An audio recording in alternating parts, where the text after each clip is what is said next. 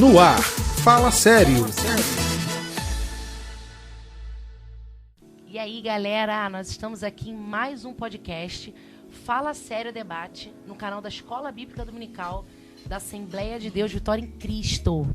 Eu me chamo Marcela Gomes, sou professora de Escola Dominical e nós estamos aqui com pessoas abençoadíssimas, ilustres, que vão falar sobre o tema hoje do Espírito Santo, continuando o tema do Espírito Santo, que é o tema da nossa revista. O pastor Eliseu Fernandes, vice-superintendente, professor Estevão Dias e o professor Edvanei Fernandes, mais conhecido aqui pra gente como professor Vaninho. A pergunta aqui, básica: qual é a diferença da atuação do Espírito Santo no Antigo para o Novo Testamento? Olá, vamos lá então. Como é que o Espírito Santo ele atuava no Antigo e no Novo Testamento? Simples, ele sempre atuou. A grande diferença desta atuação se dá pela morada do Espírito Santo no interior do cristão. No Antigo Testamento, o Espírito Santo não era residente, ele não morava nas pessoas ou nos personagens que eram impulsionados, fortalecidos, ungidos, separados, levantados para obras específicas, como reis, profetas, sacerdotes, como os construtores do tabernáculo, como os homens que profetizaram lá no tempo de Josué, que Josué foi reclamar: "Ô Moisés, estão profetizando lá", que ele vai dizer: "Quisera eu que todo Israel fosse profeta". Ele não tinha essa vivência em nós. Então hoje você tem a morada do Espírito Santo na vida do crente. Essa é a grande diferença. Quanto à atuação de poder, de dons, você tem características dos dons que você encontra no Novo em pessoas. E até atuações do fruto do Espírito em pessoas. Mansidão é um fruto do Espírito, mas vai ser Moisés, lá na Antiga Aliança, sendo, melhor dizendo, o homem mais manso da face da terra. Então, essa é a grande diferença, é a habitação dele. Ele passa a ser residente agora na nossa vida. Meu Deus, que aula. Profundíssimo. Essa questão da habitação, como o pastor Eliseu bem disse, ela gira em torno de uma questão de propósito. Então, Deus ele vai ter um propósito distinto para esse tempo, diferente do que foi no Antigo Testamento. Então, para a gente diferenciar essa questão de morar ou não, a gente pode observar que os personagens do Antigo Testamento que eles recebiam o Espírito Santo ou eram impelidos pelo Espírito Santo, isso era de maneira até que esporádica. Então não tinha essa continuidade. Então, além de hoje nós temos a possibilidade de o Espírito Santo habitar em nós, nós temos a possibilidade também que ele possa agir conosco. Então o Espírito Santo está em nós e agindo com a gente. Essa é uma análise também interessante a ser feita com relação ao Antigo e Novo Testamento e o agir do Espírito Santo. Você pode nos dar um exemplos que sejam, na Bíblia, de personagens do Velho Testamento que viveram a atuação do Espírito Santo, e talvez fique um pouco difícil para que a gente possa ver assim de fato escrito, como a gente vê com mais clareza no Novo? Sim, claro. A atuação do Espírito Santo no Antigo Testamento se dá em primeiro para o cumprimento de um propósito. E dependendo do personagem, esse propósito será realizado não apenas no personagem, mas por meio do personagem. Então nós temos aqui Êxodo 31, que fala da confecção do tabernáculo. E diz que Deus daria sabedoria, entendimento, ciência e encheria aqueles artesãos com o Espírito Santo, que são o Bezalel e a Oliabe.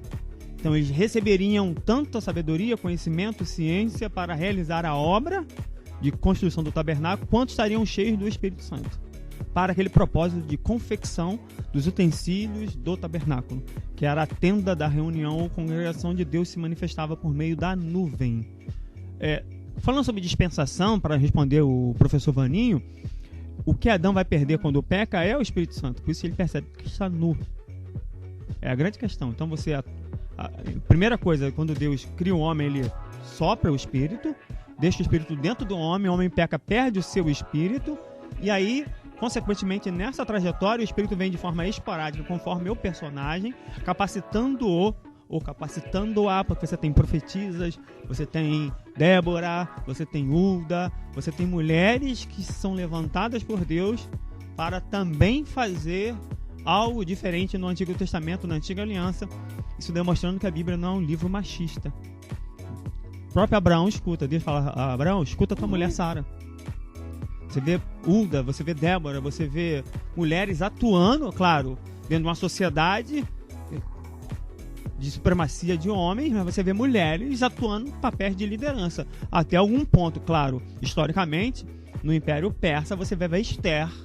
Você não tem a presença do nome de Deus no livro, mas você tem a atuação do Espírito Santo para o discernimento das coisas, para que o personagem que Hamã é mau, ele possa ser desmascarado, e o personagem que é bom, que é Mardoqueu, e ela possam ser elevados a um outro nível, a um título que seria de Hamã como primeiro-ministro, e Esther seja confirmada como sua rainha, e você tem todo um trabalho de retorno do cativeiro. Isso já é a atuação do Espírito Santo na vida de reis pagãos como Ciro, como Dario e como outros tantos que fizeram o povo retornar para a sua terra, para que nós tivéssemos hoje, por meio da pessoa do Espírito Santo, acesso às Escrituras Sagradas. Porque se os judeus não retornam do cativeiro, não haveria Bíblia.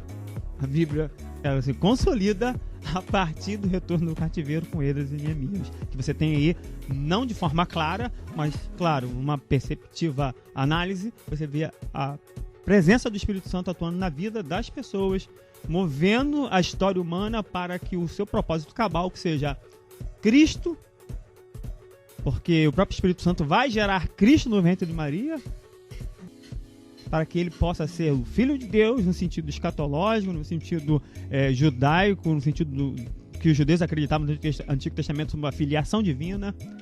Mas essa ideia do Espírito Santo é sendo trabalhada de tal forma que, para chegar no Novo Testamento, o cristão possa ser uma morada, um templo de Deus. Então, o que Adão perdeu lá atrás é restaurado por meio do ministério de Cristo, que se encerra como de sacrifício, e agora no ministério de intercessão, e o Espírito Santo também como intercessão, mas também não apenas intercedendo no céu, mas também intercedendo dentro de nós.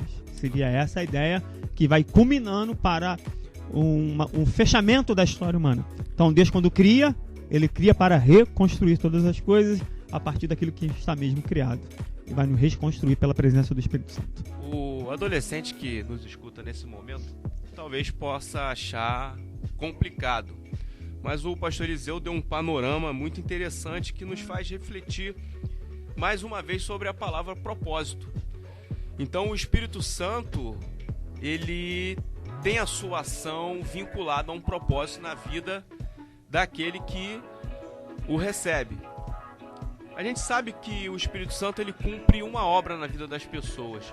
E uma das obras que eu gostaria de frisar aqui, para você que está nos escutando nesse momento, é que o Espírito Santo, como dito em João 14, versículo 26, ele não só nos ensina, como nos ajuda a lembrar daquilo que foi ensinado.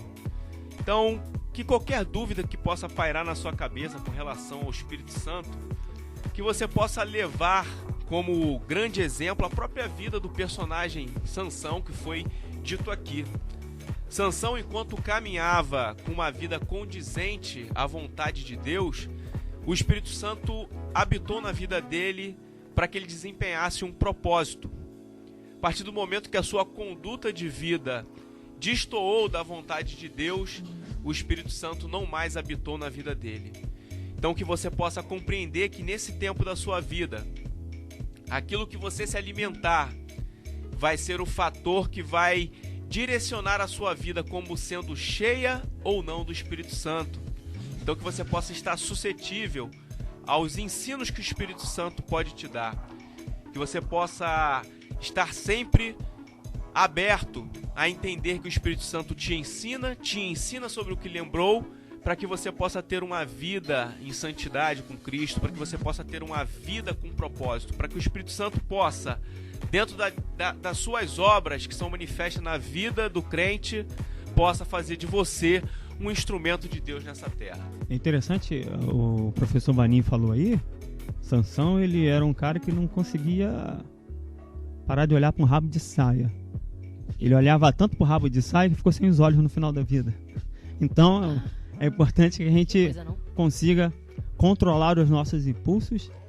Por isso, você, como Espírito Santo, dentro das dispensações, agora como residente em nós, você tem o fruto do Espírito, que começa no Espírito do homem, por meio do Espírito Santo, mas atinge a carne para um controle da sua natureza. Então você tem, adolescente, aí a presença do Espírito Santo, que vai te ajudar a vencer as suas paixões, as suas inclinações, as suas tendências para o erro.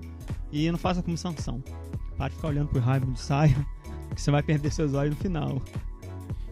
Outra ação também que nós vemos no Antigo Testamento e que nós temos o hábito de personificar, né? A gente vê ações personificando sempre como exemplo de pessoas. É a própria conversão dos ninivitas pela pregação de Jonas. Foi uma ação, um ímpeto do Espírito Santo, um povo que já estava condenado, um povo que Deus já tinha dado uma decisão a respeito deles. E através da ação do Espírito Santo pela pregação de Jonas, Deus modificou a realidade daquele povo. Alcançaram redenção, alcançaram salvação. Muito bem, é verdade. Você tem o Espírito Santo sempre atuando, sempre no propósito de conversão. O problema da narrativa de Jonas não era nem os ninivitas, era o próprio meio a qual Deus utilizou, chama-se Jonas, e foi o profeta. De fato, quando as pessoas perdem a visão do propósito, elas perdem a razão do que fazer e o porquê fazer. E o Espírito Santo ele deixa claro sempre na nossa mente o nosso propósito. Nosso propósito são almas. Porque quando perdemos a visão das almas, nos preocupamos com as boboreiras. Jonas estava mais preocupado com a planta que nasceu e morreu do que com os 140 mil ninivitas que iriam perecer pela sentença divina. Então, ele despertou até outro tópico que pode ser falado em outro podcast, que é: Deus se arrepende? Deus muda de ideia? Quem sabe? As escrituras mudam que Deus... demonstram que Deus muda de ideia no sentido de atuação, de reação ao homem. Não muda de personalidade, não muda de atributos, não muda de essência, mas muda de ideia, correspondendo à minha fé ou minha incredulidade. Isso aí que faz Deus mudar de ideia para nos abençoar ou não. Não dá para perder um podcast, gente, não dá. Gente, mais uma perguntinha. Lá em Romanos 8, tanto em Romanos 8 quanto em Efésios 2, 1 Coríntios 6, a gente vê que o Espírito Santo ele habita no coração do seu povo. Né? Essa habitação característica distinta a pessoas regeneradas. A gente também encontra, né, em Gálatas 5, né, essa conexão íntima de Deus com os seus filhos. Isso não acontece, porque assim, todos esses exemplos são do Novo Testamento. Isso não acontece no Velho? A filiação divina no Antigo Testamento está ligado ao Messias. Então, quando se fala de filiação divina, fala de Messias. Vamos entender o que seria filiação. Então, Adão é filho de Deus por criação. Deus criou o homem do pó da terra. Os anjos são filhos de Deus por criação. Deus criou os anjos. Israel torna-se filho de Deus por eleição. Deus elegeu Israel porque havia uma promessa feita a um homem chamado Abraão. Por causa de Abraão, Israel entra num plano de salvação para vir, através de Israel, o Messias. A igreja torna-se filho de Deus por adoção. A parábola do filho pródigo, o filho mais velho e o filho mais novo. Nós seríamos os filhos mais novos, desobedientes, rebeldes, pecadores, mas que nos arrependemos. Israel permanece ainda como o filho mais velho. Tem tudo, mas não usa tudo do pai. Ezequiel 37, na narrativa teológica correta, dentro de uma perspectiva judaico e também escatológica, ou seja, dentro do contexto do judaísmo e de propensão para o fim dos tempos, você tem mais ou menos até o versículo, salvo engano, 10, que você tem um grande exército em Ezequiel 37. Mas no versículo seguinte diz que eles não tinham o Espírito. Os judeus hoje são um grande exército, mas ainda não têm o Espírito. Zacarias 12 vai dizer, 12 a partir do 10, que olharão para mim como quem chora pelo primogênito, prantearão como quem pranteia pelo unigênito. E naquele dia derramarei meu Espírito sobre Jerusalém e sobre a casa de Davi. Ou seja, no momento que Cristo retornar à terra na sua segunda vinda para salvar Israel no Armagedon, com Apocalipse 19, você terá uma conversão nacional de Israel e Israel será batizado com o Espírito Santo. isso é algo para o fim. Hoje eles não experimentam isso por causa da incredulidade, mas a filiação no sentido do Antigo Testamento está ligado nesse parâmetro. Israel torna-se filho por eleição. Deus elegeu dentre todas as nações. Isso é Êxodo 4, 23 e 24. Vai dizer assim: quando você for a Faraó, você vai dizer: liberta o meu filho primogênito. Vou parafrasear: senão matarei o teu filho primogênito. Então Israel torna-se primogênito, ou seja, a escolha de Deus, aquele que Deus escolheu para herdar uma missão de revelar Deus ao mundo. Hoje, Hebreus capítulo 12 vai dizer que não chegamos ao Monte Sinai, que fumega, que treme, que tem som de trombeta, mas chegamos à igreja dos primogênitos, ou seja, nós hoje ocupamos um lugar de destaque, um lugar de honra e temos maiores responsabilidades do que Israel teve na antiga aliança por termos o Espírito Santo morando em nós. Interessante, quando falamos sobre o povo judeu, algo que chama muita atenção é que na nova aliança nós temos essa possibilidade de receber o batismo com o Espírito Santo. E muitos crentes, muitas das vezes, ficam se perguntando como receber esse batismo. E aí, algo que é muito claro, né, a Bíblia nos deixa muito clara com relação como receber esse batismo, está muito ligado à questão da oração, porque essa oração vai nos remeter ao relacionamento com Deus e à questão da fé. Porque se eu quebro esse princípio de ter relacionamento e acreditar com quem estou tendo esse relacionamento, eu, na verdade, quebro a possibilidade de receber o Espírito Santo para desenvolver esses propósitos que estamos falando aqui, que Deus tem para a vida da sua igreja, para a vida daqueles que o reconhecem como tal. O interessante é que o Espírito Santo, enquanto pessoa da Trindade, ele tem atributos divinos. Então, o adolescente, muitas das vezes, ele não consegue ter o tato sobre o Espírito Santo, quer materializar as questões ligadas ao Espírito Santo, mas uma coisa é interessante observarmos, não só os adolescentes, mas todos nós observarmos, é que se o Espírito Santo, enquanto pessoa da Trindade, ele detém os atributos divinos, o Espírito Santo é onipresente, onisciente e onipotente. Logo, nós temos a sensação, né, e a certeza de que o Espírito Santo a todo momento está olhando nossas vidas, nossos atos, nossas atitudes. Então, lembre-se sempre disso. Independente de onde você está, independente do local onde você possa estar residindo, aonde você estuda, aonde você interage socialmente, o Espírito Santo se encontra observando a sua vida. Muito a gente observa, até mesmo na internet, hoje nós temos uma gama muito grande de debates como esse que nós temos a oportunidade de aqui na igreja disponibilizarmos para vocês. E alguns assuntos são sempre debatidos. Um assunto muito inerente aos adolescentes, que são as coisas ligadas às concupiscências, né, que assim nós chamamos. E muitas das vezes, nesse tempo, nós vemos os adolescentes envolvidos com questões ligadas, por exemplo, à pornografia. E aí, você muitas das vezes pratica alguma coisa fora daquilo que é a vontade de Deus e acha que você está sozinho no momento da prática. Mas o Espírito Santo, enquanto pessoa que detém os atributos divinos, ele está acompanhando cada passo da sua vida, cada atitude, inclusive as atitudes que não correspondem com a palavra. Isso significa que você vai se sentir culpado por algum ato que você tem praticado, por saber que o Espírito Santo tem acompanhado os atos da sua vida? Não. Eu já falei aqui, ainda há pouco, sobre o Espírito Santo ser alguém que ensina. E talvez quando você passa a ter a ciência de, mesmo quando você pratica algo fora da vontade de Deus, o Espírito Santo ele pode te direcionar para que você possa refletir sobre a sua prática. E aí te trazer, na verdade, uma possibilidade de você continuar se equipando com a presença do Espírito Santo para poder você conseguir vencer essas questões que talvez hoje você que nos escuta não tenha achado como conseguir vencer isso.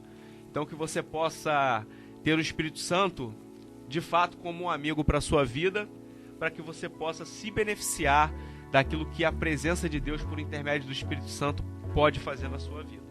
Amém. Em relação às nomenclaturas, né, as formas de podermos chamar o Espírito Santo, você tem diferenças básicas em relação a esse Espírito Santo do Novo e do Velho Testamento? Ou só são diferentes mesmo? O Espírito Santo é uma coisa só, o nome dele é único, a gente encontra isso só na pessoa de Jesus, de Deus? Como é isso? Os títulos divinos, eles demonstram as facetas dessa revelação do caráter da pessoa de Deus desde o Antigo Testamento. Então, o próprio Espírito Santo, em primeiro plano, ele será chamado de Espírito de Deus. Depois, Espírito da promessa, porque é uma promessa desse derramamento a partir de Joel. Pedro, em Pentecostes, quando ele começa a pregar, ele vai pregar Joel. Nos últimos dias, derramarei meu Espírito sobre toda a carne, vossos filhos terão visões, os velhos sonharão, vossos escravos, todas as classes sociais serão atingidas e poderão experimentar do Espírito Santo, dos dons e do poder do Espírito Santo, pela convivência relacional. Porque o Espírito Santo é uma pessoa e pessoas se relacionam. Nós usamos coisas e nos relacionamos com pessoas. Então Deus, Espírito Santo, é uma pessoa e você deve se relacionar com ele da maneira correta. Você tem várias nomenclaturas. Espírito Santo, porque santifica. Espírito da promessa, porque é uma promessa para todo crente, todo cristão, de recebê-lo. Espírito da verdade, porque só fala a verdade. E tudo que ele fala provém do Pai e de Jesus Cristo. Ou seja, toda a verdade das Escrituras, toda a verdade de Deus está no Espírito Santo para nos ensinar hoje.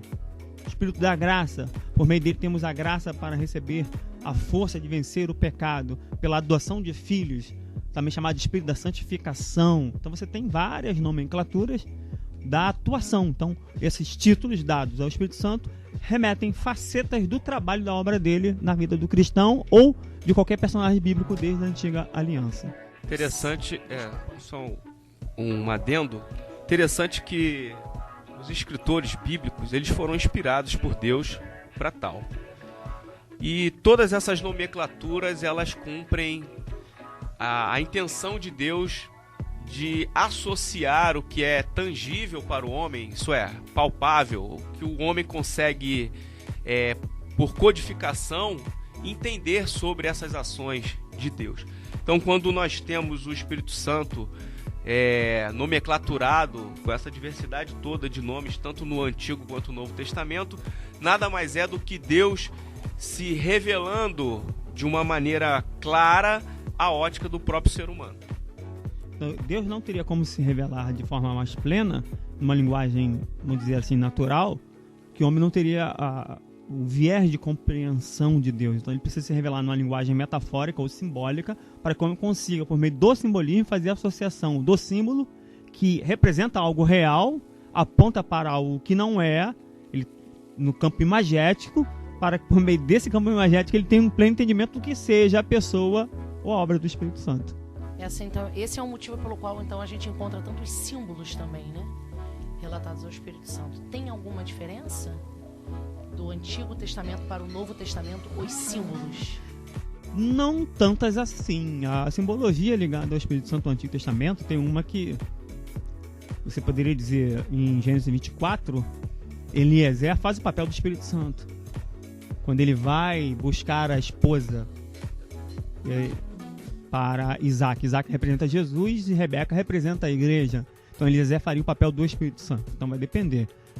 Essa simbologia vai depender do momento. Então ele é simbolizado como azeite. O que o azeite representa?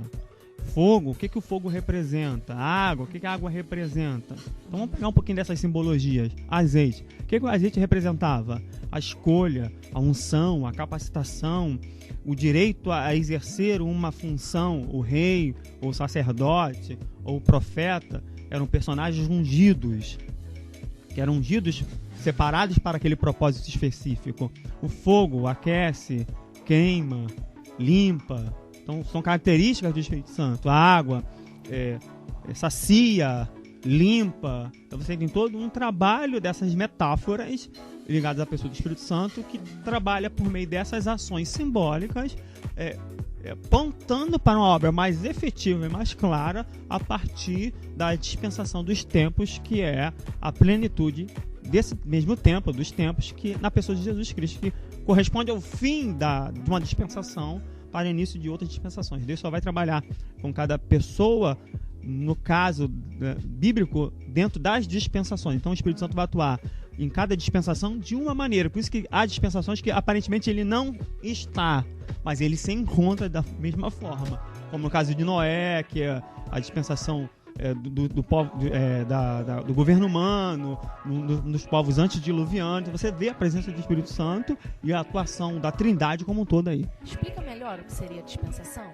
Dispensação são etapas onde Deus ele determina um teste e há recompensas e punições pelo que é feito, pela reação. Então vamos lá.